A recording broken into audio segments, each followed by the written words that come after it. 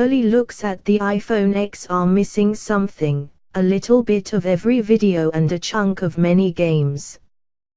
That's because some content on full-screen apps in landscape mode is covered by the notch, or the black area at the top of the screen housing the front-facing camera and sensors. Why the notch?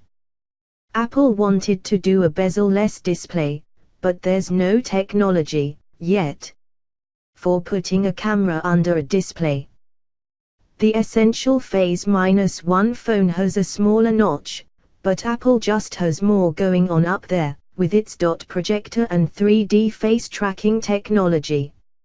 Since Apple wanted to hide the iPhone X's specs from developers until the last minute, third-party app developers weren't ready for the notch. But iPhone X doesn't arrive until November the 3rd, so popular apps have time to get notch-worthy. Making lemonade. According to iPhone developers on Twitter, Apple is now pushing out guidelines that tell them to embrace the notch. Don't block it off, but also don't draw attention to it, Cupertino says. It's a lemon of a feature, and the best Apple can do right now is to make lemonade. The split notch is a good place for status information. In a game, for instance, it could display health or inventory data. On a video, the pause and fast-forward buttons could go over there.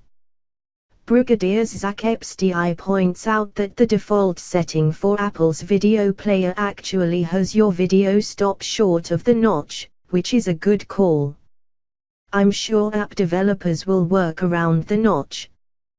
That doesn't mean it isn't going to look weird, as iOS engineer Cam Hunt notes.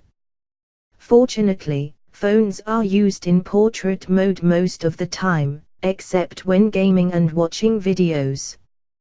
I really wonder if the notch will kill off other potential landscape mode uses.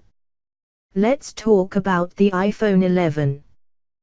The iPhone X really feels like a warm-up for the iPhone 11.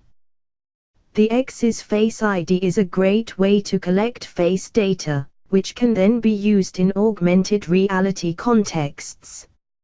In a year, Apple will be an expert at processing depth maps using neural networks. Then it will be time to put the dot projector and IR camera on the back of the phone as well, making the 11, or whatever it's called, the most dynamic augmented reality phone around. Maybe there are other technologies coming up which will reduce the notch, too, some way to get the sensors under the display. Apple is probably hard at work at this.